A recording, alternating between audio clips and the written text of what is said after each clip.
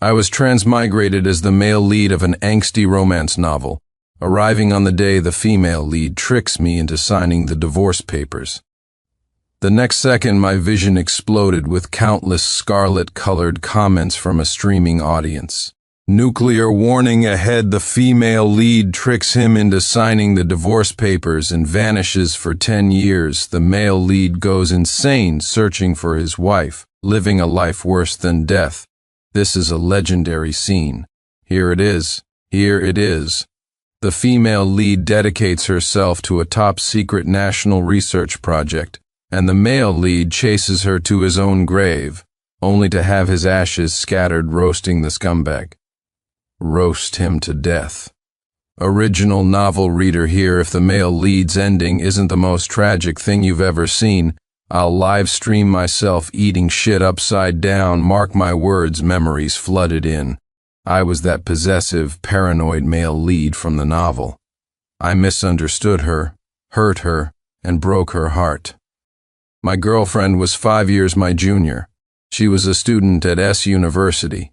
I covered all her expenses, yet she was getting cozy with a male student she was sponsoring with my money. When I found out, I immediately froze her cards, canceled the contracts with her father's company.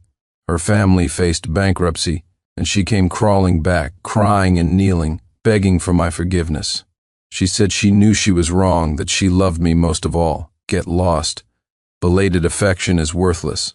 At midnight, I closed the last file on a merger and acquisition. Outside the window, the city was a brilliant tapestry of lights. Just then, my phone screen lit up. A message from Vivian Ashwood popped up. Sincere, I had the kitchen keep some nourishing soup warm for you. Remember to drink it when you get back. Such a thoughtful gesture sent a wave of warmth through me. I rubbed the bridge of my nose and pressed the intercom. Charles, get the car ready. Half an hour later, I was at Hillcrest Manor. I opened the door to find Vivian curled up on the sofa, scrolling through her phone. The hem of her silk robe had ridden up to the top of her thighs. On the coffee table was the late-night snack the butler had prepared, truffle-stewed eggs with caviar. Beside it sat a newly delivered, limited-edition Hermes handbag, the satin ribbon on the box still untouched. Hearing me, she padded over barefoot to take my suit jacket, a fresh, clean scent wafting from her, as if she'd just stepped out of the shower. Sincere, you're back. Vivian kissed my cheek. The essay at Hermes said that Crocodile Birkin came in. There are only 3 in the world, and I undid my cufflinks as I walked toward the bedroom. If you like it, order it. You're the best, Sincere. She leaned in and kissed my cheek again. Oh, by the way, about that startup project from my underclassman Ethan Miller. I read his business plan, and it's really brilliant. With a dead heart, she threw herself into scientific research.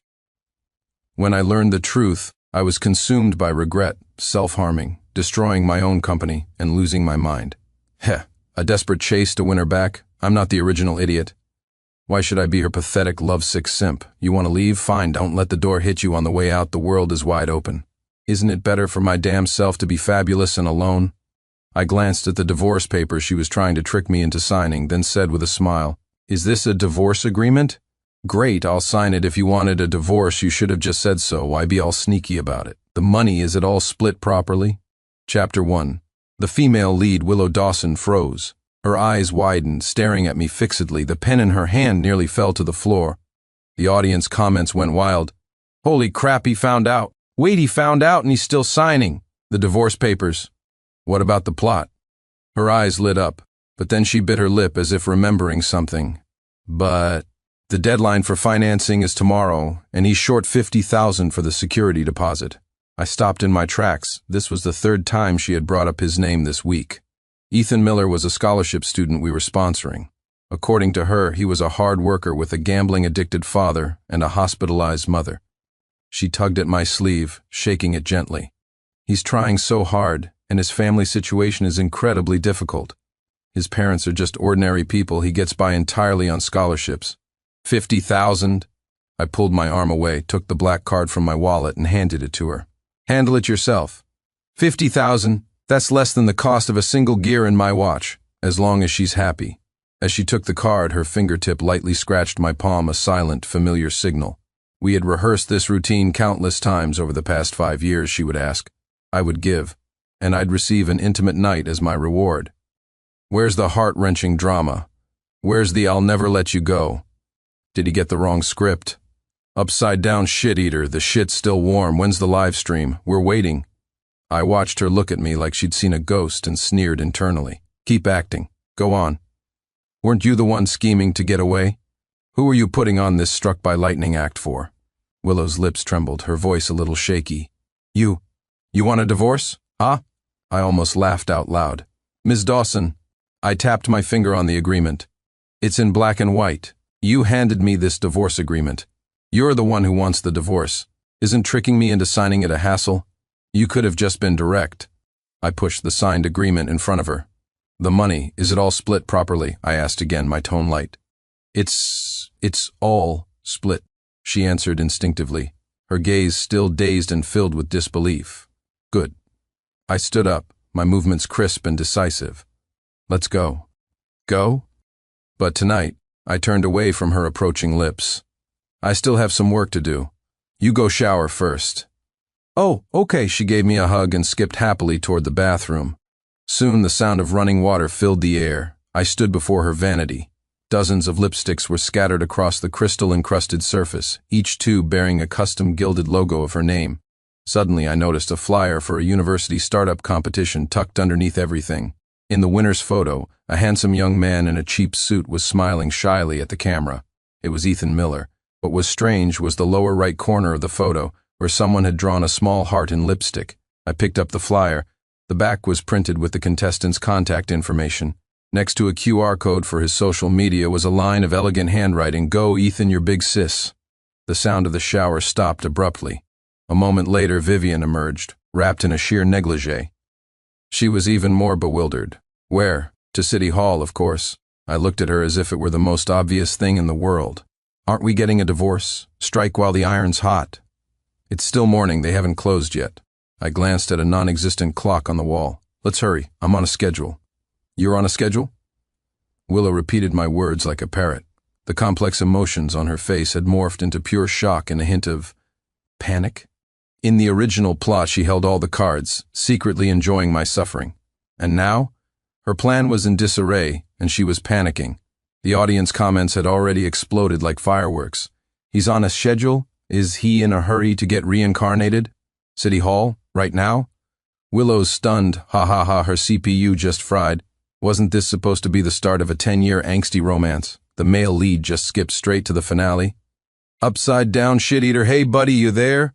Is this tragic enough for you from the male lead's POV?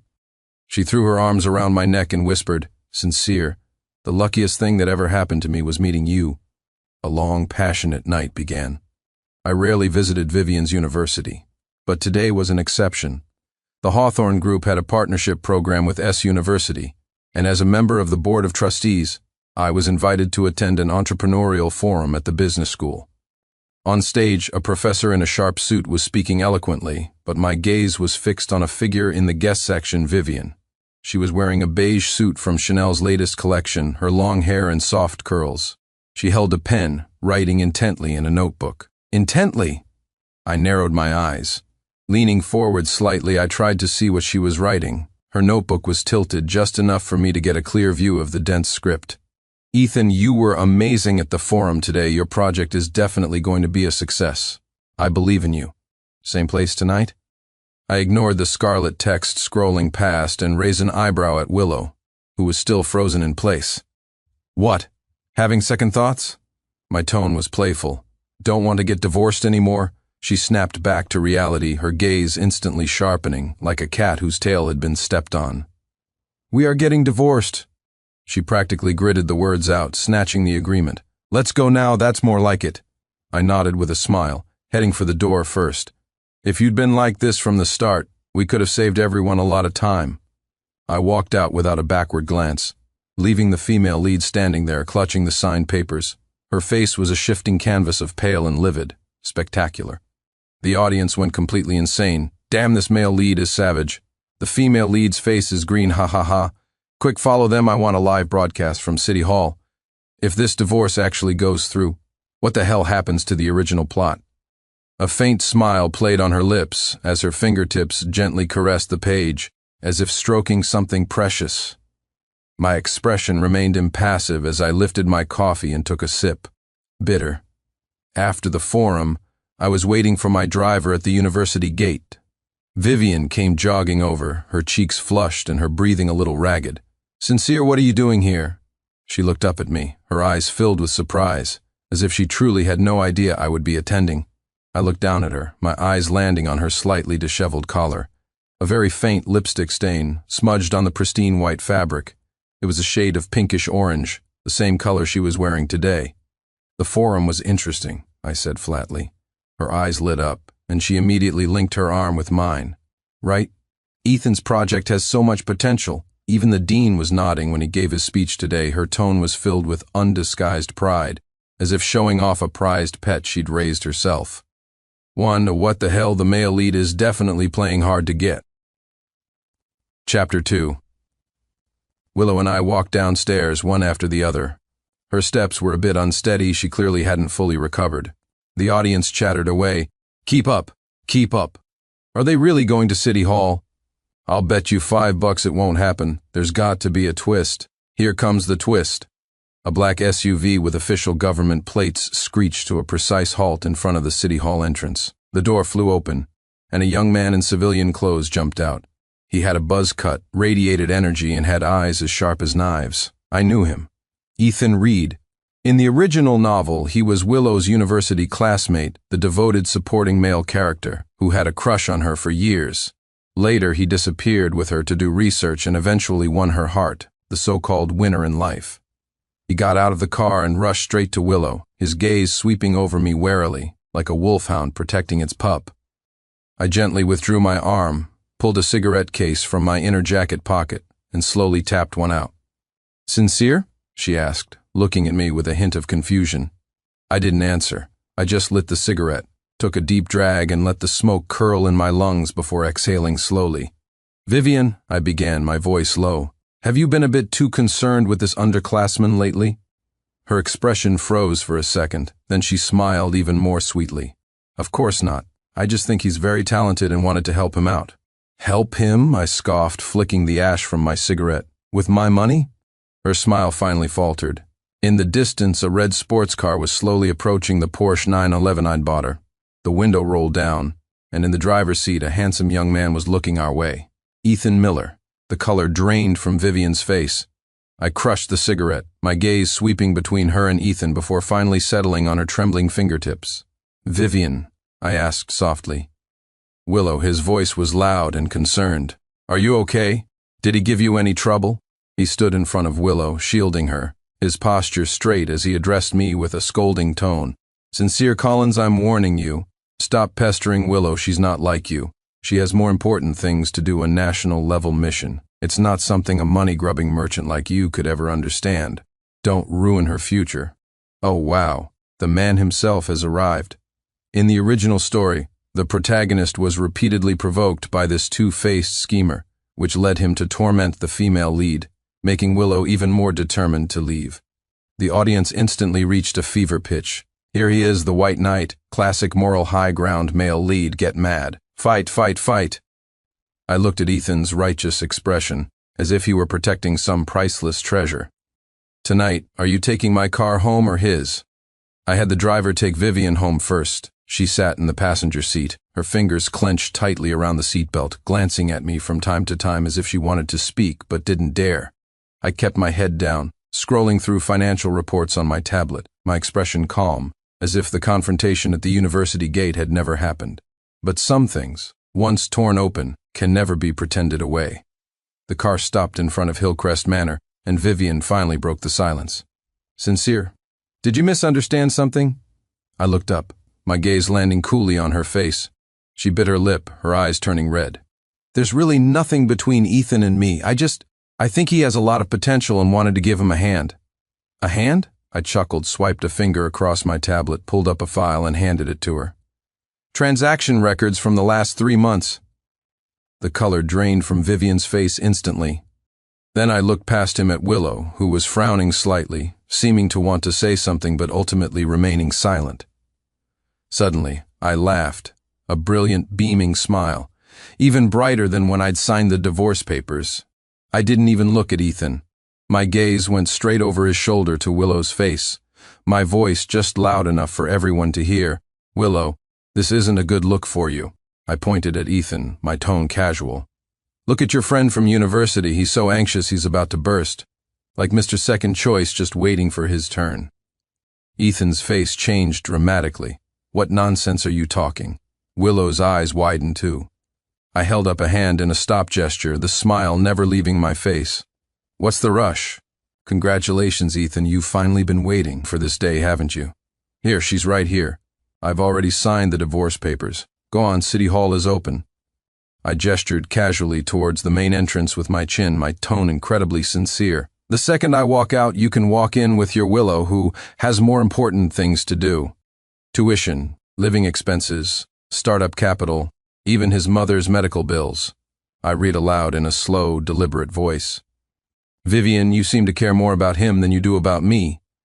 Her fingers trembled, and a hint of panic crept into her voice. "Sincere, let me explain." "No need to explain." I took the tablet back, my tone even. "I have a business dinner tonight. I won't be back." The moment the car door closed, I saw her through the window, standing there, pale, as if all her confidence had been stripped away.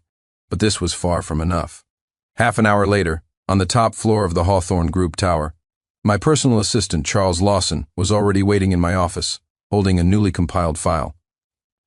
"Mr. Hawthorne, I have the information," he said, handing me the folder.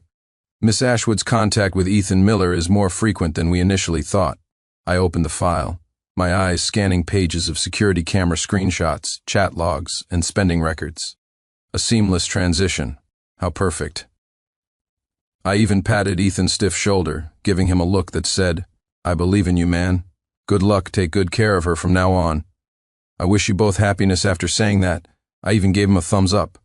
Ethan was completely dumbfounded. His face alternated between red and white. You, he pointed at me, his lips trembling. "You're slandering me." "My friendship with Willow is completely pure," he shouted loudly. But his eyes, beyond his control, darted for a split second towards Willow behind him. In that glance, a flicker of irrepressible joy and anticipation flashed by. I saw it clearly. The audience comments exploded. "Goddamn Mr. Second Choice!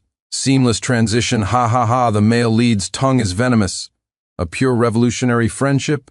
Ethan, do you even believe that yourself?" The first document contained the chat history between Vivian and Ethan. "Vivian, today's meeting was so boring. All I could think about was what you said last night, Ethan. I wear the shirt you got me every day. All my classmates are so jealous I have such a thoughtful big sis. Vivian, he's flying to Singapore tonight. Same place?" The second document was a statistical summary of their meetings.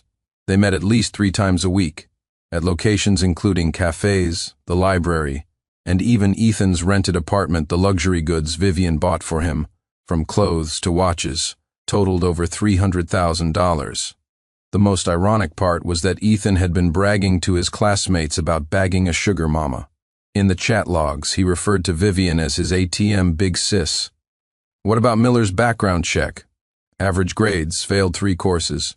Charles pulled up Ethan's academic record. But he's very active in student groups, often showing off the luxury gifts he receives from a beautiful older sister. Holy crap, that look he just gave the female lead perfect. He's definitely up to something. Male lead is a badass, called him out directly. Ethan is panicking. I wish you both happiness. Ha ha ha, that's a fatal blow. The female lead's face turned green. Ha ha ha. Willow's face instantly went deathly pale. She yanked on Ethan's sleeve, her voice filled with unprecedented panic and exasperation. "Ethan, shut up." She then whipped her head towards me. Her eyes a chaotic mix of emotions, anger, shock, and a sliver of humiliation I couldn't quite decipher. "Sincere, Colin, stop talking nonsense, me?" I shrugged, looking innocent. "Am I? I'm just helping things along, fulfilling the destiny of you two." I paused deliberately, watching Ethan's aggrieved face, wanting to defend himself but unable to hide his secret delight, and Willow, who was trembling with anger. I slowly uttered the final 2 words, "Lovebirds." Ethan's face turned the color of liver. Willow was so angry her eyes turned red. I retracted my gaze, satisfied. I couldn't be bothered to watch this performance of pure friendship any longer. Last month, a girl from the literature department gave him a Mont Blanc fountain pen. When Miss Ashwood found out, she immediately bought him a limited edition Patek Philippe. My finger paused on the last photograph under the cover of night. Vivian was on her tiptoes, kissing Ethan's cheek. The date on the photo was from the day I left on a business trip last month. Notify the finance department. Freeze all supplementary cards under Vivian Ashwood's name. My voice was terrifyingly calm. And prepare a complete financial audit and a legal assessment report. Mr. Hawthorne, are you planning to, since she enjoys playing this charity game so much, I said, turning back to my desk, then let's have her experience what it truly means to lose everything. Charles asked in a low voice. How should we proceed? I leaned back slowly in my chair. We're going to slowly, methodically ruin them. The prey is more interesting when you slowly corner it. The next day, at the S University Incubation Center. I glanced at the non-existent watch on my wrist. All right, let's not waste any more time. Hurry up and get the paperwork done. After that, you two can do whatever you want. I need to get lunch. I'm hungry. With that, I stuffed my hands in my pockets and walked around the petrified Ethan and the trembling Willow. I headed towards the entrance of City Hall. The audience went wild. He's hungry. All he's thinking about is food. Lovebirds, ha ha ha, the male lead is an expert at sarcasm. Male lead hides his deeds and reputation.jpg. This plot has derailed so hard its own mother wouldn't recognize it. The female lead and supporting male are being publicly executed so satisfying. Where's the system? Someone come and control this glitched protagonist. Chapter 3. I walked up the steps to City Hall with a spring in my step. Willow and Ethan were still frozen by the car, the atmosphere fatally awkward. The audience was still spamming. He's going in, he's going in. Are they really getting divorced? Just then, I stood at the end of the hall watching Ethan Miller in the conference room, excitedly explaining his startup project. The few investors sitting in the audience were all people I had arranged. His PowerPoint was flashy, but the content was hollow, with several data points clearly fabricated. But Vivian sat in the front row, looking up at him with eyes full of adoration. I walked slowly into the conference room. Every eye in the room instantly turned to me. Ethan's presentation came to an abrupt halt, his face stiffening. Vivian shot to her feet, her voice trembling slightly. Sincere, what are you doing here? I ignored her, walking straight up to Ethan and picking up his business proposal. Your business model is full of holes, and the financial projections are pure fantasy. I looked up, a cold smile on my face. And you have the nerve to ask for investment with this? The room was silent. A woman in a white dress, looking as fragile as a leaf, suddenly darted out from behind a nearby pillar. Her eyes were red-rimmed, as if she'd suffered a great injustice. Vivian Montgomery. In the original novel, she was the phony who appeared pure and harmless but was deeply scheming.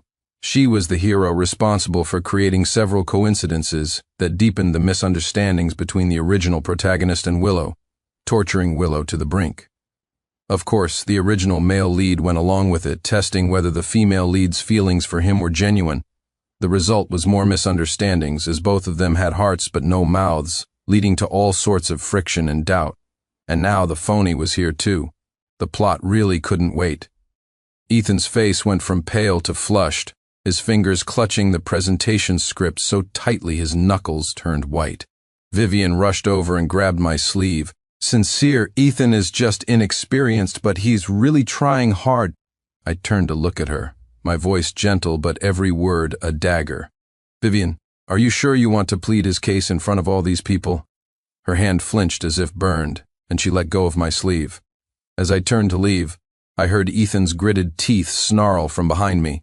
Vivian Ashwood, didn't you say he doesn't care how you spend his money? See?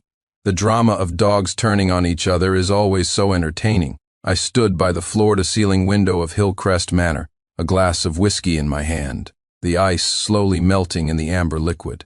When Vivian came in, she looked flustered, sincere. Her voice trembled. I need to talk to you.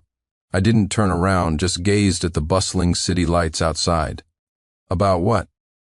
The audience was instantly thrilled. Here she is, the classic phony. Legendary scene, quick male lead protect the phony. The original protagonist loved this act. The female lead's heart is about to break again. Vivian scurried a few steps, blocking my path directly, lifting her face, her tears on the verge of falling. Her voice was soft and timid with a hint of a sob. "Sincere, darling. I'm sorry, it's all my fault," she sniffled, her gaze drifting towards the rigid Willow behind me before quickly pulling it back, full of guilt. Is it because of me that Big Sis Willow wants to divorce you? Please don't blame Big Sis Willow. It's all Vivi's fault. I'll leave right now. Please don't get a divorce, okay?" The whole performance was flawless, reeking of phoniness. According to the original novel, the protagonist should be heartbroken at this point, immediately comforting her and growing even more annoyed with the unreasonable Willow. Willow, watching from behind, would surely turn paler, her heart growing colder. She came up behind me, her fingers tentatively gripping the sleeve of my suit, just as she had countless times before when she wanted something. "I know you're angry, but there's really nothing between Ethan and me. He's just an underclassman. An underclassman?" I let out a soft laugh and finally turned around, my icy gaze fixed on her face. "An underclassman worth over $300,000, an underclassman worth visiting at his apartment late at night? An underclassman worth..."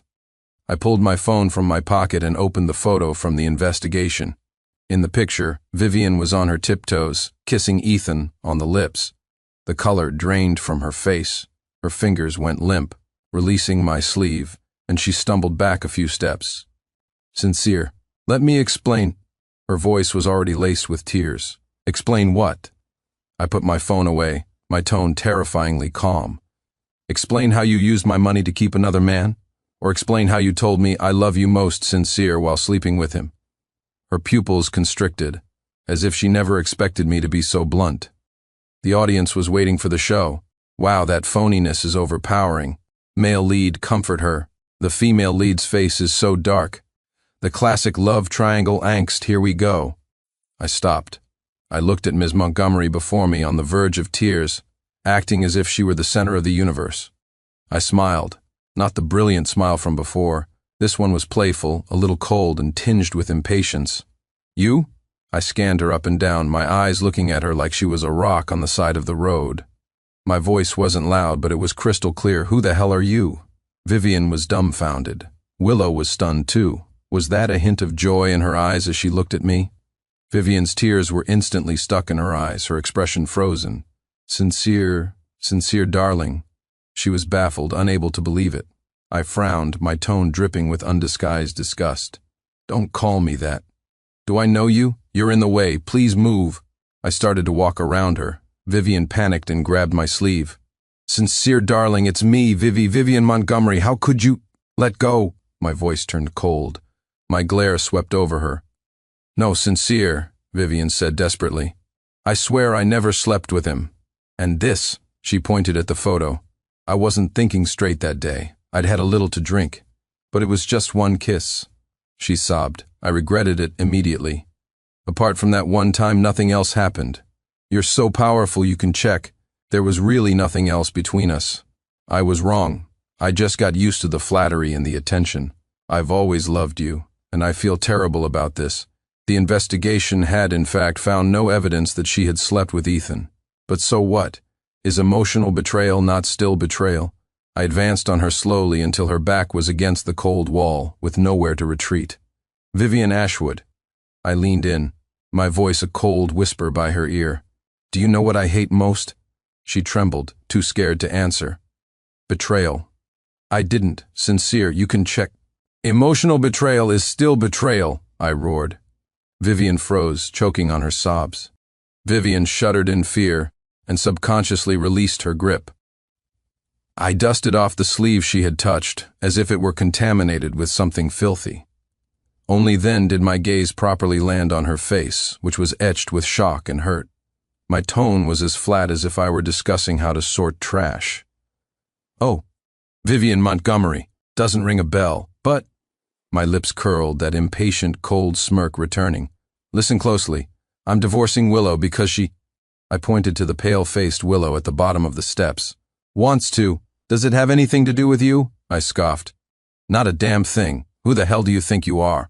Why are you trying to write yourself into this scene? Get lost." With that, I didn't spare her another glance. I turned and walked away, crisp and decisive, leaving Vivian completely petrified on the spot. The color had drained from her face. This time the tears really fell, from anger and from fear. The audience, "Holy crap, crap, crap, crap." I straightened up and pulled a document from my inner jacket pocket, one I had prepared earlier, and held it in front of her. Asset freeze declaration. As of today, all bank cards, credit cards, and membership accounts in your name are frozen, I stated methodically. That engagement ring on your finger was my mother's family heirloom. Now give it back to me. Her tears finally fell, her hand flying to cover the ring as she shook her head desperately. "Sincere, I know I was wrong. Please give me another chance." "A chance?" I sneered. "I've given you far too many." I reached out, grabbed her wrist firmly, and began to slide the ring from her finger. Her nails dug into the back of my hand, drawing red lines, but I didn't even flinch. "Charles," I called toward the door. My personal assistant immediately entered, holding a file. "Miss Ashwood, this is a detailed list of all funds you have drawn from Mr. Hawthorne's accounts over the past 2 years, Charles said, his face impassive. "Who is he? Where is he? What did he just say? Who the hell do you think you are? Get lost." Damn, did the male lead get possessed? The Phony's expression is cracking, ha. Legendary scene, the Phony's epic fail. The male lead isn't falling for it anymore. This plot twist caught me completely off guard. Upside down, shit-eater, are you still there? Does your face hurt? At the bottom of the steps. Willow was also stunned. She looked at Vivian's devastated, disbelieving, and miserable state. Then she looked at my back as I walked into City Hall without a moment's hesitation. Her expression was complex beyond measure. There was astonishment, confusion, and a tiny, almost imperceptible waver. Ethan was beside her, comforting her in a low voice. "Willow, ignore them. Sincere Collins has lost his mind." Willow didn't speak. She just silently pulled her arm away from Ethan's supportive hand, and on her own she followed me up the steps. "This includes the $237,000 you transferred to Ethan Miller, as well as the luxury goods, medical bills, and other expenses paid on his behalf. The Hawthorne Group's legal department has already prepared a lawsuit. If you are unable to return the full amount within 30 days, we will sue you for embezzlement of property." Vivian's face went completely white. Her legs gave out and she collapsed onto the floor. "No, Sincere, you can't do this." She looked up at me, her face a mess of tears. "You promised I could have that money. You said I could spend it however I wanted." "Yes, I did," I said, looking down at her, "but I never said you could use my money to keep a boy toy." I turned and walked toward the door without a moment's hesitation. "Wait," she suddenly lunged forward, wrapping her arms around my legs. "Sincere, I really know I was wrong. I'll never do it again. Forgive me this one time, I promise." I looked down at her. The audience was in a complete uproar. The female lead is following him. Did the male lead really just toss the Phony aside like trash? Can this plot get any more ridiculous? "City Hall, let's go. I want to see them stamp the papers." Chapter 4. Inside City Hall, the air conditioning was blasting, making it chilly. Willow and I sat across from each other at a desk. The clerk was expressionless, asking a few questions in a formulaic manner. "You brought the divorce agreement? Both parties confirm its terms?" "Brought it." "Confirmed." We spoke almost in unison. The clerk lowered his head and started filling out forms. Willow gripped her pen, her knuckles turning white. She didn't sign immediately. Her gaze fell on my face, scrutinizing and with a hint of subtle probing. A few seconds of silence passed. The audience comments started scrolling. "The female lead is hesitating?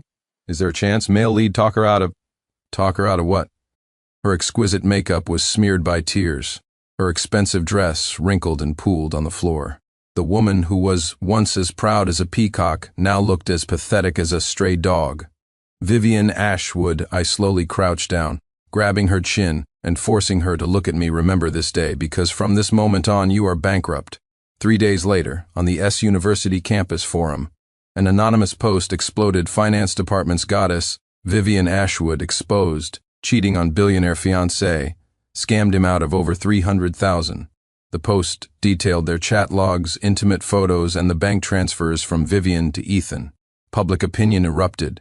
Vivian's social media accounts were unearthed, and the comment sections were flooded. "She acts so high and mighty, Turns out she's just a gold digger LMAO. The sugar daddy found out he was raising an ungrateful snake and kicked her to the curb, heard she was thrown out of the mansion. Now she can't even afford tuition. Ethan didn't fare any better. The male lead just wants to eat lunch. She suddenly spoke, her voice soft but every word clear. Sincere. You're very different today. Are you done with Vivian Montgomery?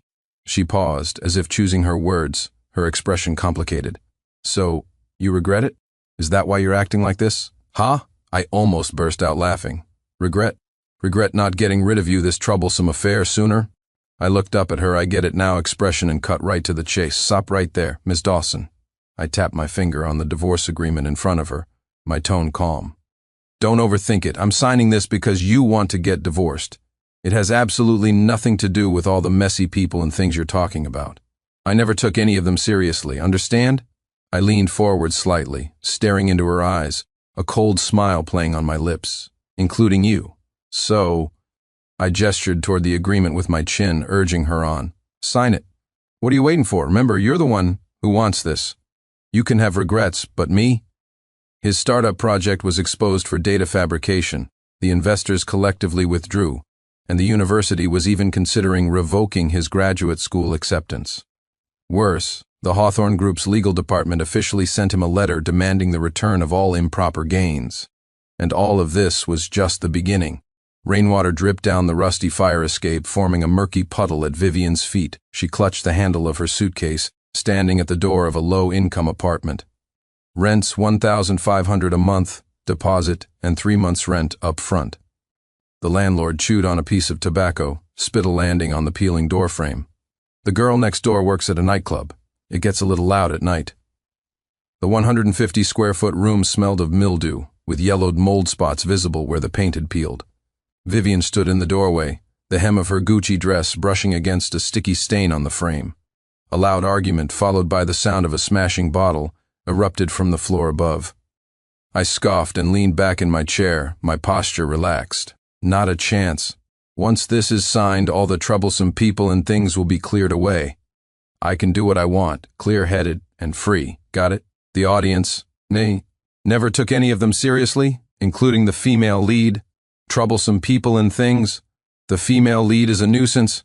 Damn critical hit that was a fatal blow. Is this male lead's tongue dipped in poison? The female lead's expression just shattered. Ha. Willow's face instantly became incredibly ugly. The hand holding the pen trembled slightly, out of anger.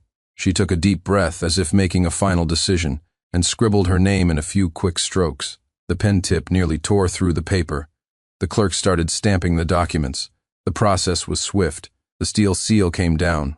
Clank. A soft sound. The dust settled. 2 small, dark red booklets were pushed in front of us. The noise made Vivian frown. This place is awful.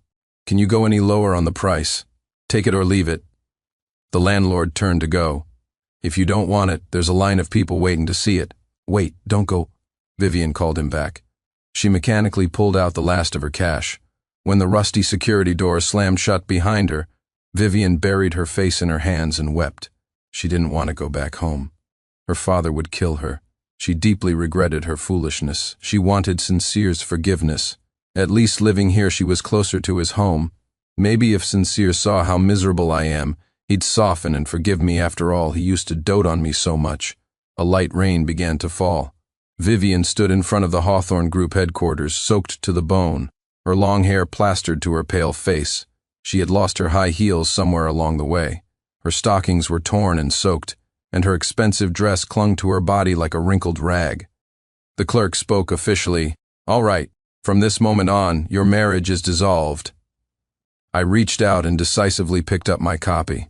Without even looking at it, I shoved it into my pocket, as if it were a piece of scrap paper. Willow, however, stared at her divorce certificate for several seconds. Then she looked up at me, as if she had finally regained control, her tone carrying a deliberately emphasized distance and a hint of, a declaration? Sincere.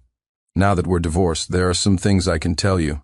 The place I'm going is very far away, and the work I'll be doing is very important. She paused, her voice unconsciously taking on a tone of inherent pride and mission. It's a national-level classified research project. I probably Won't be back for a very long time. You. She seemed to want to say something, a warning, or a final line drawn in the sand.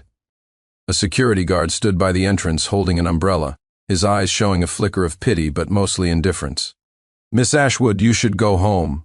The guard sighed. "Mr. Hawthorne said he won't see you." She looked up, rainwater streaming down her lashes like tears. "Please, just let me see him." Her voice was hoarse, her fingers digging into the pavement. "Just for 5 minutes. No, 3 minutes will do." The guard shook his head. "Mr. Hawthorne has an important meeting today. Please don't make my job difficult." Inside the building's glass doors, a few employees were stealing glances and whispering, "Is that Vivian Ashwood? Wasn't she so glamorous before? Serves her right using Mr. Hawthorne's money to keep a boy toy. Now that she's been dumped, she's back playing the victim. I heard they even took back her apartment. She's living in a slum now." Vivian heard their piercing comments and wished the ground would swallow her whole. She had never been so humiliated. The audience comments immediately flew by. There it is, dedicating herself to the nation. The female lead is revealing her trump card. Male lead, get on your knees and repent. A top scientist male lead, you have no idea what you've missed. The desperate chase begins if the scumbag doesn't get roasted this time. I'm really eating shit upside down. I nodded, my expression perfectly calm, even a little sincere. "Oh, that's great. Bringing glory to the country. I believe in you." My tone was as casual as if I were commenting on the nice weather. I even gave her a standard encouraging smile. "Good luck. Willow." The rest of her words were stuck in her throat. Her prepared distance, warnings, and even that hidden sense of superiority all crumbled in an instant. She was utterly stunned. She looked at me suspiciously. Her eyes were scanning me like a precision instrument that had suffered a catastrophic failure. "You..." Her brow furrowed tightly, her tone filled with incredulous suspicion. "Sincere, are you trying to..." She chose her words carefully, finally voicing what she thought was the most logical explanation. And she had never realized so clearly what she had lost. Flashback. 3 days ago when she was kicked out of Hillcrest Manor, she only had time to grab a handbag. All her cards were frozen. She couldn't even afford a taxi. She stood on the roadside trying to contact the besties who had once fawned over her, only to receive cold replies. "Vivian, it's not that I don't want to help, but Mr. Hawthorne has made it clear. Anyone who helps you is going against him. Are you insane? You cross Sincere Hawthorne for some poor student? What's the point of coming to me now?" In the end, she had to drag her suitcase to the nearest cheap rental she could find. The room was small and damp. The bedsheets had suspicious stains, and the bathroom faucet dripped endlessly. She sat on the edge of the bed, staring at the meager balance on her phone, and finally broke down completely. She truly had nothing left. Present day, the rain grew heavier. "Play hard to get? Me?" I really couldn't hold it in. A pft escaped my lips, and I burst out laughing on the spot. The sound was jarringly loud in the quiet office. Even the clerk looked up at me. Willow's face flushed crimson, from anger, and from humiliation. I wiped a tear of laughter from the corner of my eye and looked at her, speaking each word with perfect clarity. "Play hard to get? Ms. Dawson, you're overthinking it." My smile vanished and my expression became dead serious with a hint of pity. "Get what? Get who?" I shook my head, stood up, my tone firm and filled with the lightness of someone truly liberated and utterly certain. "Not getting anything. Don't want to get anything. Have no interest in getting anything." I pointed at her, then at myself, and finally towards the bustling world outside the hall. "Let's be clear. The two of us are now completely unrelated. Research is a good thing. I wish you success. As for me..." Vivian's legs were numb, but she stood there stubbornly, as if it were her last hope. Finally, a black Maybach glided into the building's underground parking garage. The window was half open, and she caught a glimpse of Sincere's profile, cold, indifferent, not even sparing her a single glance. Sincere. She shot to her feet and staggered after the car, but the security guard blocked her way. "Sincere, let me explain," she screamed, her voice raw. "I really know I was wrong, just give me one more chance." The car continued without pausing, disappearing into the garage and out of her sight. Vivian collapsed onto the ground, rainwater and tears mixing in her mouth, a bitter, salty taste. She knew she had been utterly abandoned. I stood at my office window, looking down at the tiny figure below. Charles stood behind me, reporting in a low voice. "Mr. Hawthorne, Miss Ashwood is still standing downstairs. Should I leave her?" I turned, taking a sip of the coffee on my desk. "Let's see how long she can stand." "And about Ethan Miller?" I patted the pocket with the divorce certificate, my eyes bright, and a smile spread across my face again, this time genuinely cheerful. "The world is my oyster." "Love?" I scoffed, my voice full of mockery. "Can you eat that? Isn't making money better? I'm out." With that, I turned and left. My steps were so light I could have flown, leaving Willow all alone, clutching that brand new divorce certificate, still smelling of fresh ink, sitting frozen in her chair, her expression completely blank, utterly and completely baffled. After a brief moment of dead silence, the audience comments exploded. "Isn't making money better? Holy crap, crap, crap, an iconic line, legendary. Get who? Ha ha ha, the male lead is hilarious. The female lead CPU has completely fried, I can see the smoke. Play hard to get, male lead, get my ass, I'm gonna make money. Upside down shit eater, get in here, come and see a god. This divorce, the male lead is truly unleashed." Top scientist? "Has the legal notice been delivered?" "Yes, but he currently has no ability to repay the debt. The university has also rescinded his scholarship." I chuckled softly. "Then let's make him a little more desperate." Charles understood immediately and made a call. "Inform all our corporate partners that the name Ethan Miller is to be placed on the Hawthorne Group's blacklist.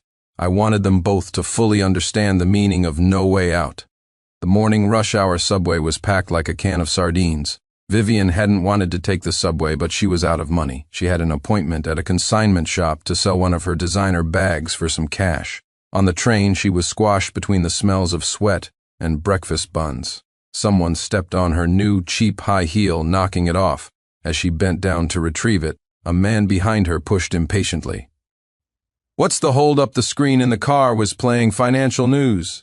A glimpse of sincere Hawthorne's profile flashed across it. "Sorry. I'd rather make money, ha-ha." Female lead is questioning her entire existence, ha-ha-ha. Next chapter, make money, make money, make money. This plot. It's derailed into the Sahara Desert, Chapter 5. Pushing open the heavy glass door, the midday sun was a bit blinding. That black SUV with the official plates was still parked there. Ethan had long since retreated to the driver's seat, showing only a cold, hard profile. Willow's steps faltered behind me, her eyes filled with a lost expression. The scarlet comments floated by on cue, sharp and piercing. "Something's wrong, the female lead's state isn't right." Did the male lead cast a spell on her? The divorce is final, what's she dawdling for? Where's the dedicate myself to the nation without regrets? Looks more like her soul's been sucked out. Upside down shit-eater, where's that warm shit? Judging by the female lead's empty and lonely expression, I think the male lead's about to win. Ethan rolled down the window, his voice carrying across the distance with a strong sense of urgency. She subconsciously touched her neck where a 7-figure diamond necklace used to sit. Now there was only a faint tan line. "This is from the new collection, 5,800. The sales associate at the Dior boutique gently pushed away Vivian's hand as she tried to touch a dress. Would Miss Ashwood like to try it on? Her eyes scanned the pilled cuffs of Vivian's sweater. "I'm not here to buy," Vivian said awkwardly. "I have an appointment for second-hand consignment." "Oh, I see," the associate pointed. "The buyback counter is over there." A familiar mocking laugh came from behind her. Her former friend Isabel Richardson was clinging to her new boyfriend's arm, deliberately raising her voice. "They let just anyone into these stores now. You'd think she'd look in a mirror first." Vivian didn't want to argue and hurried away. Isabel said to the new intern, "That's the one who got dumped by Mr. Hawthorne. I heard she used his family's money to keep a boy toy." "Willow, get in the car, we're on a tight schedule." His tone sounded like he was hailing a rocket about to launch. Willow seemed to be jolted awake, sucking in a sharp breath as her shoulders stiffened. She didn't look my way again. Instead, hurrying towards the SUV, her movements almost clumsy and flustered as she pulled open the door and climbed in. The door slammed shut with a bang, sealing off the outside world. The SUV's engine let out a low growl, quickly pulling into traffic and disappearing around the corner. I shrugged indifferently, only for a white figure radiating a thick aura of sorrow to once again block my path. Vivian Montgomery. She actually hadn't left. Her carefully styled hair fell beside her cheeks, her eyes as red as a rabbit's, the fragile persona she cultivated thick enough to cut with a knife. She tilted her face up, capturing my gaze with her tear-filled eyes, her voice holding back a sob, the end of her words trembling upwards. I have no idea why you even let her in under the authentication light at the consignment shop. The owner pointed to a tiny crack on the edge of Vivian's Birkin bag. There's a flaw here. 800 max. The owner put the bag back on the counter. Besides, it's last year's model. Everyone's carrying the Chanel 22 now. She nodded helplessly. Finally, she walked out of the store clutching a wad of crumpled bills. You have the nerve to come home? Her father, Walter Ashwood, smashed a teacup at her feet. This whole family was counting on you to marry into the Hawthorne family. And look what happened now, even my building materials orders have been canceled. Her mother, Eleanor Ashwood, stuffed a few bills into her hand. Your cousin needs a sales assistant at her boutique. Go for an interview tomorrow. She paused, then added, and don't tell them you're an Ashwood. Late at night, suggestive sounds echoed from the other side of the thin partition wall of her shared apartment. Sincere darling, how did you become like this? She took a tiny step forward, closing the distance to create a sense of intimacy. I know you and Big Sis Willow got divorced. You must be so sad, right? You weren't like this before. Is it because I hurt you? Is that why you're being like this to me on purpose? I know I was wrong. Stop. I cut off her deeply rehearsed performance with a blank expression, not even bothering to raise an eyebrow. Patience when dealing with an irrelevant, persistent pest is a luxury. I pulled out my phone, unlocked it, and opened my payment app in one smooth motion. My fingers flew across the screen, and then I waved the successful transaction page in her face. $5,000, I said, my voice flat. For mental distress. Take it. Vivian's tears froze in her eyes, her expression completely stiff like a puppet that had been paused. What? She seemed completely unable to process this move. Compensation. I calmly put my phone back in my pocket. Vivian applied a cheap drugstore face mask, the harsh fragrance making her eyes water. Her phone suddenly lit up. A message from Ethan Miller flashed on the lock screen. Vivian, I can't take it anymore. Sincere Hawthorne is trying to destroy us. She turned off the screen. The neon lights from outside filtered through the grimy curtains, casting a fragmented shadow on the face that had once captivated the city's wealthiest bachelors. A crowd had gathered in front of the announcement board at S University. Ethan pushed through, his eyes fixed on the newly posted scholarship list. National scholarship, his name wasn't on it. How is this possible? He muttered, his fists clenched so tight they turned white. Students around him whispered, occasionally glancing his way with undisguised contempt. Did you hear? His startup project was all fake data. All the investors pulled out. Serves him right you don't leech off Sincere Hawthorne's girl and get away with it. Wow, a debt of over $100,000. For the oxygen and time you wasted in my presence. Vivian Montgomery. I leaned in slightly, my voice low but each word as clear as an icicle. This is your final warning. Don't ever show your face in front of me again. The air you breathe. I paused, a deeply malicious smirk playing on my lips. It makes me sick to my stomach. Extremely polluting. Got it? Without giving her another moment or opportunity to perform, I walked straight past the completely petrified Phony statue. I got directly into my car. The door closed, shutting out the world. The engine started. In the rear-view mirror, Vivian stood there, dumbstruck, her carefully crafted fragility shattered, leaving only a blank, pale face of utter humiliation. She looked like a cheap, faded doll abandoned on the roadside. The comments in my vision instantly exploded like brilliant fireworks. Ha ha ha, $5,000 for mental distress male lead. Are you the devil? Polluting the air, ha ha ha ha, was his tongue soaked in acid. He'll be paying that off for the rest of his life, right? Ethan spun around abruptly, shoving his way out of the crowd. In the dean's office, his academic advisor pushed a letter across the desk. Your graduate school acceptance has been revoked, the advisor said coolly. You failed the comprehensive evaluation. Ethan's throat tightened. Why? My grades were good enough. The advisor gave him a meaningful look. Character issues. We received an anonymous tip. He understood instantly Sincere Hawthorne's name didn't even need to be mentioned to destroy his entire future. In his shared apartment, the smell of mildew and instant noodles hung in the air. Ethan stared at his computer screen, the email in his inbox stinging his eyes. Dear Mr. Miller, we regret to inform you that the internship offer we extended has been rescinded due to strategic adjustments within the company. It was the only offer he'd received after sending out 27 resumes. And now, it was gone. The Phony has ascended to heaven. Her expression management system has completely crashed. A precision strike, a double blow of physical, the money transfer, and mental, the insult. The male lead is a legend. So satisfying, I feel great. That's exactly how you should deal with phonies like her. Upside down shit. Eater is the male lead's move tragic enough from the Phony's POV? Come on out, Chapter 6. Life became blissfully quiet. No crying ex-wife, no buzzing flies specifically referring to Vivian, and none of that other frustrating crap. The world was at peace. I threw myself wholeheartedly into making money. Meetings, financial reports, project oversight. My efficiency was terrifyingly high. The numbers in my bank account were jumping up as if they were on steroids. Awesome. He grabbed his phone and frantically dialed Vivian's number. No answer. 3 days later, a legal notice stamped with the red seal of the Hawthorne Group's legal department was delivered to him.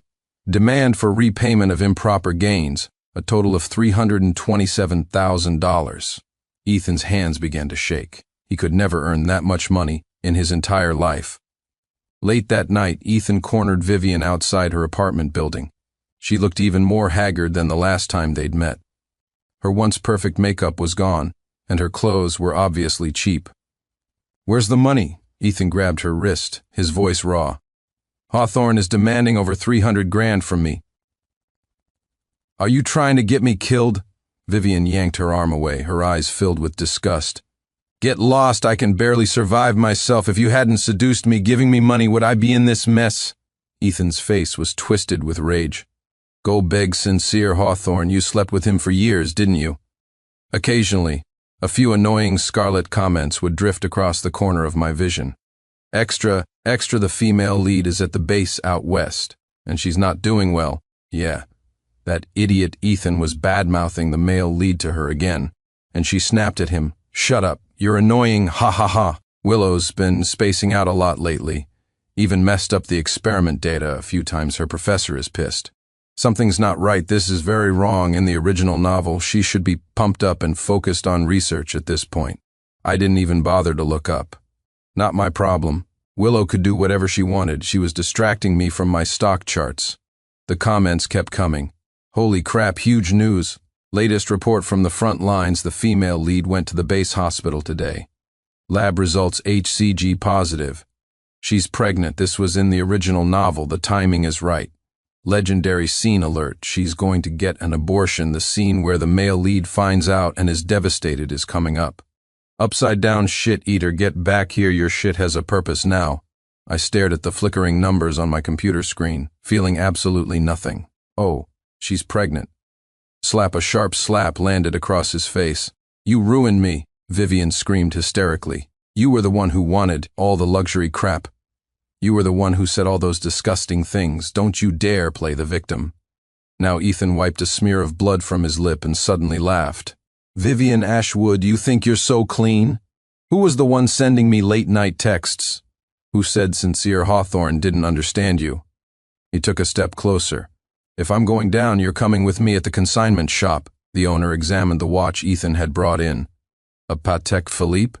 This has to be fake, the owner sneered. I'll give you $300 for it. This watch is worth over $200,000, Ethan yelled, losing control. Take it or leave it. The owner tossed the watch back. The Hawthorne Group put the word out. Who would dare buy anything from you? Ethan froze, a cold dread washing over him. Late that night, in his tiny shared room, calculating the time, that night before the divorce, the original idiot did go at it for quite a while. Tisk. Troublesome. But, according to the original script, Ms. Dawson should be coldly booking an operating table right now, clean and simple. Then she'd use this proof to stab the original protagonist one more time, making his life a living hell. I know the whole routine. Great, get rid of the problem for good. I took a sip of my coffee. I didn't even pause. But the tone of the comments suddenly changed. Wait, she didn't book an appointment? She's been sitting on a bench in the hallway with the lab report all afternoon? That dumb mutt Ethan is pacing frantically. telling her to get rid of that bastard Spawn, but she shut him up with a single glare. Her professor talked to her, said the project is at a critical stage, and she's hesitating. She said she needs to think about it. Think about it. Ethan sat on his bed, staring at the business plan taped to the wall, what was once his dream. Now, it was covered in black holes from cigarette burns. His phone screen lit up with a text from an unknown number, Mr. Miller, regarding the reimbursement for your mother's surgery. An audit has revealed evidence of insurance fraud. The case has been turned over to the authorities. His hand began to tremble violently. With a final desperate cry, he hurled the phone against the wall. Hawthorne? He stared at the shattered screen on the floor, his expression shifting from despair to madness. You really want to push me to the edge, don't you? Starbucks, morning rush hour. There were coffee stains under Vivian's fingernails, and the cuffs of her cheap uniform were yellowed with milk stains. A burn mark scarred her wrist, a souvenir from spilling a hot Americano last week. Venti caramel macchiato. A man in a business suit tapped impatiently on the counter. Can you hurry it up? I'm in a rush. In the original novel, she signed the papers without blinking. Holy shit, the script has derailed again? Female lead, you're not following the rules. Hey, baby daddy, this is on you. I saw the words think about it spamming the comments. I raised an eyebrow. Is Willow still causing trouble? Is this system's plot correction that aggressive? It won't even let me off the hook for this? It wants me to accept a female lead who runs around with a baby bump? Annoying. Chapter 7. One afternoon, the scarlet comments in the corner of my vision suddenly exploded, so dense they nearly blurred my sight. WTF, WTF, WTF, breaking news, the base hospital out west, something happened to the female lead. What happened? She was fine this afternoon. The baby is gone. The light for the operating room is on, nurses are rushing in and out, and they look grim. That moron Ethan is outside, squatting with his head in his hands, looking like a stray dog. Did he do it? Right away, sir, she mumbled, keeping her head down. The espresso machine roared to life, steam hitting her red, swollen hands. The pain brought tears to her eyes. She mechanically sealed the cup. As she looked up to hand it over, her gaze drifted through the window and suddenly froze. The sun was shining brightly in front of the Cartier jewelry store. She saw Sincere, dressed in a perfectly tailored black suit, standing by the entrance. And beside him stood a tall woman with a sharp bob, a designer beige suit, and a discreetly expensive watch on her wrist. The store manager was personally escorting them out, his smile deferential. Mr. Hawthorne, Miss Sinclair, the ring has been adjusted to your specifications. An assistant took the beautifully wrapped bag. Sincere turned his head slightly and said something to the woman beside him. She laughed, her expression radiating a confidence and poise Vivian had never possessed. They stood together, looking like they were born to stand side by side. Almost certainly he was the one who brought her a bowl of soup this afternoon. I'm reporting him that animal. I didn't even flinch, just took a sip of my coffee. The comments continued to scroll frantically. The lights off, they were wheeling her out. Her face is as white as paper. She's awake, she's awake. Her eyes are terrifying, just staring straight at the ceiling. Ethan rushed over, faking concern, asking, Willow, how are you? Holy crap, here comes the iconic scene. The female lead is speaking. Her voice is as hoarse as sandpaper. She just asked Ethan one thing. Why? That idiot Ethan is still trying to deny it. The comments paused for a moment. A few seconds later, the scarlet text exploded with an unprecedented level of shock. I tease a meltdown, a nuclear meltdown live on the scene. Ethan has lost his mind. He's completely insane. The female lead just asked, why? And he shot up like a lit firecracker. His eyes are bulging like a goldfish spittle flying everywhere. He's screaming at the female lead, who's weak from a miscarriage and lying in a hospital bed. Why? The coffee cup slipped from Vivian's hand. Crash, scalding coffee splashed onto her pants and shoes, ceramic shards scattering across the floor. What is wrong with you? The customer roared. Do you have any idea how much this suit costs? The manager rushed over and grabbed her arm. Vivian, this is the third time this week. If you don't want to work here, then get out. But she couldn't hear him. Her eyes were locked on the scene outside. Sincere's gaze swept past the coffee shop, across the spot where she stood, without a hint of recognition, as if she were just another part of the scenery. He didn't even recognize her. A black Rolls-Royce Phantom pulled up silently to the curb. The chauffeur respectfully opened the door. Sincere placed a guiding hand on the smallest companion's back, as they gracefully entered the car. The sunlight glinted off the polished exterior, so bright it hurt Vivian's eyes. "What are you crying for?" The manager shoved her. "You're asking me why?" "Willow, I'm the one who wants to ask you. Why the hell, even now, are you still thinking about that bastard Collins? You're divorced, the baby is gone. Why are you still keeping that damn ultrasound picture? Hiding it like some kind of treasure?" The comments paused for a second, as if stunned by the thunderous roar, then gushed out even more frantically. Holy crap, he exposed himself. An ultrasound picture? The female lead kept it? Is that the point? The point is, Ethan knew she was hiding the ultrasound of Sincere's baby. He's been spying on her. That's terrifying. Ethan's performance was clearly not over. As the scarlet text continued to scroll at high speed, Ethan is still screaming, hysterically. 10 years I followed you around like a damn dog for 10 years at your beck and call. And for what? Did you ever even see me? Huh?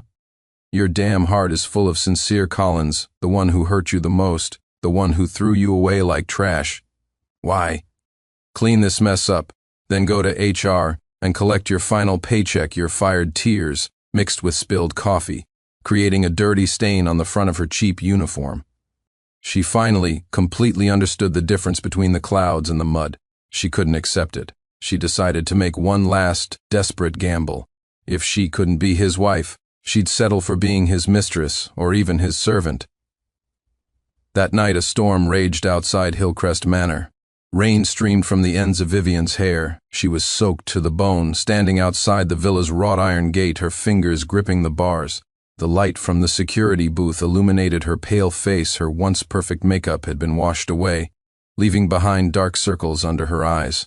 Her lips were purple from the cold. Sincere, Sincere, she called out his name, her voice raw. I stood at the second-floor study window, coldly observing her pathetic state, like a stray cat caught in the rain, pitiful and pathetic. What does Sincere Collins have that I don't? He's just a money-grubbing, heartless swindler. How am I not better than him? The scarlet comments were instantly flooded with retorts.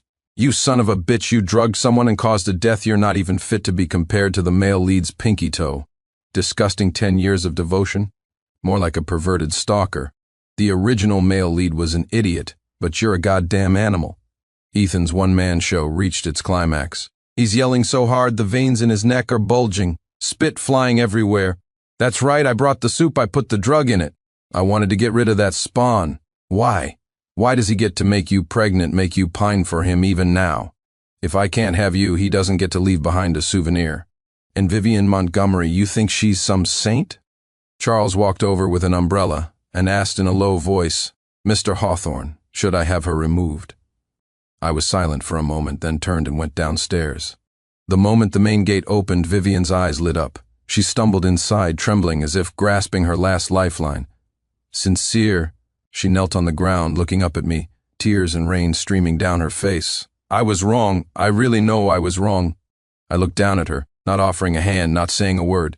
She shuffled forward on her knees and grabbed my pant leg, her voice choked with sobs. I shouldn't have lied to you. I shouldn't have seen Ethan. But I swear, I never loved him. I've always loved you. Her hands clutched my trousers as if trying to rip her heart out to show me. I don't need money or jewelry. I don't need anything. I just want to come back to you, to love you properly. Her hot tears fell onto my shoes. Please, just give me one more chance. I slowly crouched down, grabbing her chin and forcing her to look up.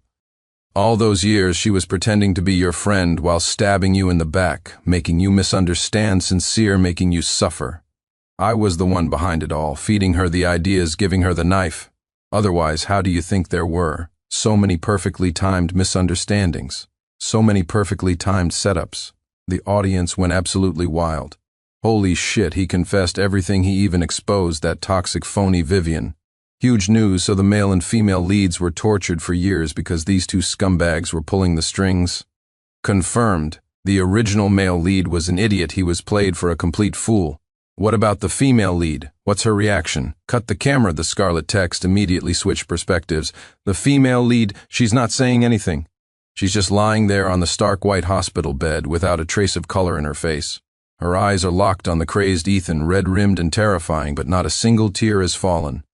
That gaze, It's as cold as an icicle, like a poisoned dagger. My reflection stared back from her pupils, cold, calm, without a ripple of emotion. "Vivian," I let out a soft laugh. "Is it really me you love?" Her breath caught. "You love the power of the Hawthorne Group, the title of Mrs. Hawthorne, the life of extravagant spending." My fingers tightened slightly. "If I were the one going bankrupt today, would you still be kneeling here telling me you don't need anything?" The color drained from her face. "I would. Do you even believe the words coming out of your mouth?" I let go and stood up, looking down at her. "You can't even fool yourself. Sincere, please take me back. Even if I can't be your wife, I can be your mistress, your maid. I just want to be with you. I don't care about anything else. I can't live without you. Unfortunately for you, I can live very well without you." "Get out," I said coldly, turning to leave. "Don't make me say it again." She collapsed on the floor as if her soul had been ripped from her body. After Ethan finished his tirade, he met her gaze and instantly went silent, like a rooster being strangled. The entire room is dead silent. The silence didn't last long as more news came from the comments. "The director of the base is here. His face could kill." The guard on duty at the door overheard Ethan's entire rabid rant, reported it directly. "He's done for. Ethan is completely done for." The comments continued to provide a live feed. I watched with great interest. The director wasted no words. His voice was not loud, but each word landed like a hailstone. Ethan Reed, leaking information about classified national research personnel, intentionally poisoning and harming a key research fellow, sabotaging the progress of a major research project. You are now under arrest for endangering national security and intentional assault. He waved his hand. Two burly, stoic-faced guards immediately stepped forward and twisted Ethan's arms behind his back. Their movements were rough and showed no mercy. Click. The cold handcuffs locked into place. Rainwater dripped from her hair, forming a murky puddle on the marble floor. After a long time, she finally staggered to her feet and walked back out the gate. The storm continued to pour. Her figure blurred in the rain, eventually disappearing into the darkness, as if she had never been there at all. Hawthorne Group Tower. Top floor office. Beyond the floor-to-ceiling windows, the city's lights began to flicker on as dusk settled. I stood by the window, a freshly poured glass of whiskey in hand, the ice slowly melting in the amber liquid. Charles knocked and entered, holding a few documents. "Mr. Hawthorne, the situation with Ethan Miller has been resolved," he said, placing the files on my desk. "The university expelled him for academic misconduct. Debt collection is underway, but he has no assets to his name, so it's unlikely he'll be able to repay it anytime soon." I glanced at the file. Only then did Ethan snap out of it, panicking completely, struggling desperately, his face a mess of tears and snot. "Director, sir, I was wrong. It was a moment of foolishness. I love her. I did it for her. For the base." "Shut up," the director cut him off sharply, glancing at him with disgust as if looking at a pile of filth. "Take him away." Ethan was dragged out like a dead dog, his cries and pleas for mercy echoing down the hallway before fading away. The world was quiet again. The director's gaze turned to Willow on the hospital bed. His eyes were still stern, but now held a more complex, scrutinizing look. "Comrade Dawson." His voice was grave. "Given the heinous nature of this incident, and the severe lack of judgment and negligence you have displayed in handling your personal affairs, which has posed a substantial threat to the project's security protocols, the base can no longer bear any potential risks arising from this." It contained a photo of Ethan leaving the university. His once handsome face was now gaunt, his figure slumped and pathetic as he dragged his suitcase away. What about his mother's medical bills? It was verified. Certain procedures were indeed deemed excessive treatment. Charles adjusted his glasses. "The hospital has refunded $150,000. The rest will be recovered in installments." I nodded, my gaze falling on another newspaper, a financial daily. Ashwood Building Materials capital chain snaps, multiple projects halted. The accompanying photo showed Vivian's father standing in front of an empty factory, his hair now mostly gray. "The Ashwood family won't last the quarter," Charles stated calmly. "The banks have already rejected their loan applications." I didn't say anything, just turned the page. In the corner of the news section, inconspicuous human interest story. Former socialite photographed working in coffee shop. Glory days are over. The photo showed Vivian in a Starbucks uniform, her hair messily tied back. head down as she wiped up a coffee spill. After careful consideration, it has been decided to suspend you from all work related to the Pangu project. Effective immediately. Leave the base. You will be notified of further proceedings. It was decisive. There was no room for negotiation. The audience, holy crap, expelled the female lead, got kicked out too? Harsh, but I guess it makes sense. She did let the wolf in the door and almost got herself killed, Pangu, so it really is a top secret project. It's over. The female lead has lost everything. Career, love, and the baby are all gone. Male lead paging the male lead, this is on you. Willow lay on the hospital bed. The last trace of color drained from her face. Her lips moved, as if she wanted to say something, but in the end, not a single word came out. She just slowly, wearily closed her eyes. Her long eyelashes trembled violently. A single murky tear finally squeezed out from the corner of her eye, slid down her pale cheek, and disappeared into her hairline. It was a blurry photo, but you could still see the dark circles under her eyes and her rough skin. The diamond earrings once worth $1 million had been replaced by a $10 pair of plastic studs from a street vendor. I folded the newspaper and tossed it into the trash. Outside, a helicopter bearing the Hawthorne Group logo flew across the sky. On my desk was the proposal for my latest project, a $3 billion investment in new energy development in Southeast Asia. Beside it was a proposal for a charity called the Firefly Project, aimed at sponsoring the education of young girls in impoverished mountain regions. The tip of my pen paused on the paper for a moment as I looked out the window. The city was as prosperous as ever, with its endless traffic and glittering lights, but some people and some things were now completely in the past. Notify the foundation. I signed my name, the strokes as sharp as a knife. The Firefly Project launches next week. The Scarlet Comments tirelessly scrolled a summary of the grand event at the base. Ethan is booked for a long stay in prison. Life sentence, minimum. That toxic phony Vivian was also invited for a chat with the authorities. She'll probably end up keeping Ethan company. The female lead, Willow Dawson, has packed her bags and been kicked out. Her current whereabouts are unknown. Rumor is she's in a very bad state. Upside down shit eater, this time your shit is guaranteed. The male lead won by doing nothing. All his enemies are gone. The female lead's ending is tragic beyond belief. Male lead, come out and give your victory speech. I finished signing the last of my documents while watching the live feed. The ink bloomed in a beautiful arc on the expensive paper. I closed the file. My assistant respectfully took it. I picked up the glass of ice water on my desk and took a sip. The coolness slid down my throat. Chapter 8. A few days later, Willow found me. Sincere, her voice was as hoarse as sandpaper. I didn't turn around. The moment I set down my pen, the office door clicked quietly shut. The audience comments instantly came alive. Here we go, the iconic scene. The female lead has come to him. Turn around, you idiot male lead. I slowly turned. Her face was deathly pale. The dark circles under her eyes nearly reached her chin, and her stomach was flat again. Oh, she took care of it. I raised an eyebrow. Can I help you? She stared at the open door behind me. Why did you change the locks? My lock was broken, so I changed it. Why won't the company security let me in? Company policy. Policy? I used to get in just by showing my face. You used to be the boss's wife. I smiled, polite yet distant. And now? You're a Jane Doe. The audience exploded. A fatal blow. From boss's wife to Jane Doe, ha ha ha. Willow's eyes reddened. Why don't you answer when I call you? I pulled out my phone and swiped a few times. You're blocked. Why? Clause 7 of the divorce agreement. I recited it like I was reading from a textbook. Both parties agree not to disturb each other's lives in any form. Is your memory failing you, Miss Dawson?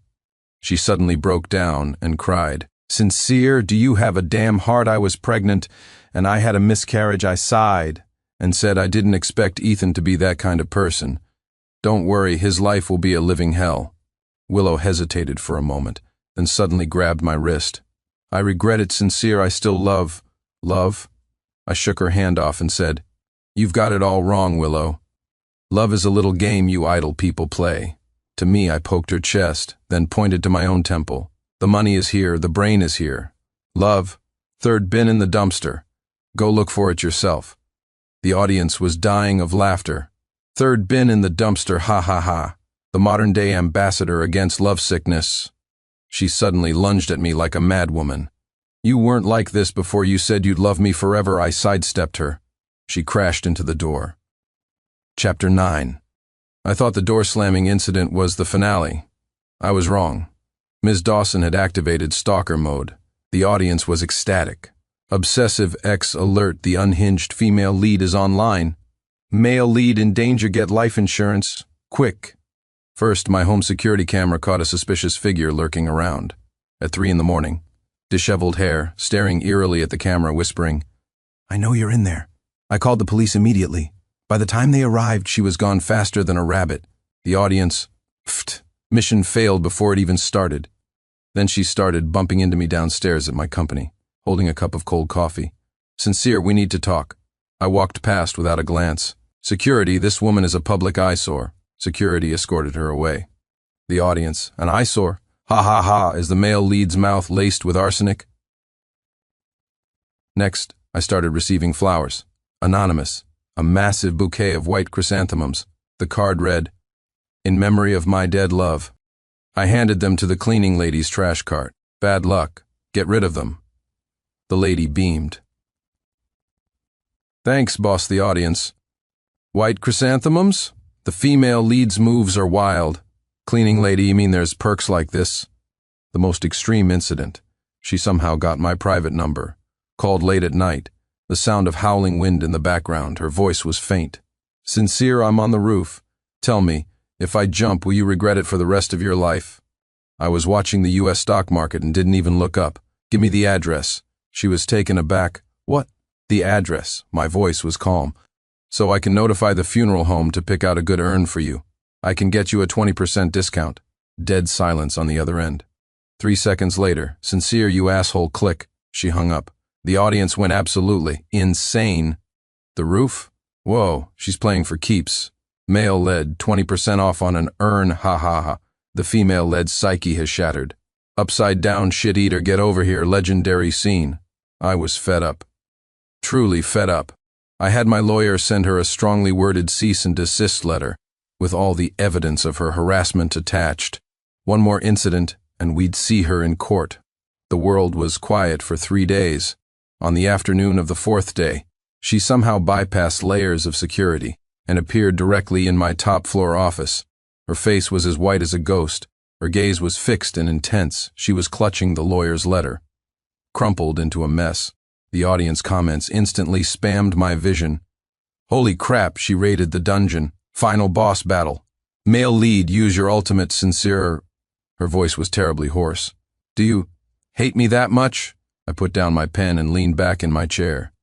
"Hate?" I laughed. "Willow, you overestimate yourself. Hate requires emotion. For you, there are no emotions. It's a waste of time. Understand?" She seemed wounded by my words and took a sharp step forward. "Then why are you treating me like this? I just... Just what?" I cut her off, my eyes turning cold. "Just can't let go of your pathetic love, or can't let go of your fantasy of being the deeply wronged one. From beginning to end, you've been a mute." I exposed her ruthlessly. "When you were wronged, you bottled it up. When there was a misunderstanding, you said nothing. You thought one thing and said another. What were you playing? A guessing game? Is this kindergarten? Did you think the whole world should revolve around you, understanding every twist and turn of your complicated mind? Aren't you tired?" She was stunned by my barrage of words, her lips trembling. I was just what?" I took a step closer, my presence overwhelming. "Just thought the best way to punish someone was to leave them, to make them regret it, to make them live in agony." "Willow, have you been reading too many romance novels? In the real world, who loves anyone forever? The earth keeps spinning no matter who leaves. Without you, I'm thriving. Without me, you'd be doing your research, and nothing would be wrong. But you had to pull all this nonsense. Look at the mess you've made of yourself. Who are you putting on this show for? To move yourself?" I pointed at the crumpled paper in her hand. "Look at you now. What do you look like? A scientist on a national-level classified project? Or a drama queen who can't live without a man? You choose." She looked as if all her strength had been drained, stumbling backward and hitting the cold glass curtain wall. The ball of paper fell from her hand. She looked at me, her eyes shifting from madness, resentment, and anger to a hollow emptiness. Finally, all that remained was a profound exhaustion and a sliver of humiliation, as if she'd finally been awakened. She opened her mouth, her voice as faint as a sigh. I think I really got it wrong. She slowly sank to the floor, hugging her knees. Her shoulders trembled slightly. She wasn't crying. It was the immense, belated shock and helplessness that comes from recognizing the absurdity of one's own actions. The audience was unusually quiet for a few seconds. The male lead's scolding was harsh, but maybe it worked. Every word was a dagger to the heart, but every word was the truth. The female lead's CPU has completely burned out. So, is this the end? I pressed the intercom. Secretary Zhang, please escort Ms. Dawson downstairs. Also, contact Dr. Lee. Get Ms. Dawson a recommendation for a reliable psychologist. Send the bill to me. This is the last time. I sat back down in my large office chair and picked up the acquisition proposal that needed signing. Sunlight streamed through the floor-to-ceiling windows, illuminating the paper. Black and white, crystal clear, the secretary carefully helped Willow to her feet. She didn't look at me again. Her head was bowed, like a child who had been lost for a long time, finally scolded into awareness, but with no idea where to go. Slowly, she followed the secretary out. The door closed softly. The world was completely quiet. A few final comments drifted by. The male lead is paying for the psychologist. Tisk, the final act of mercy from a capitalist. It's over, let's go make some money. The end. I opened the file. The tip of my pen glided across the paper. A soft, scratching sound. Making money. That's the only thing that's eternally important. Love, can you eat that? Destiny, look forward. I'll make money. You get help. Sounds good. The end.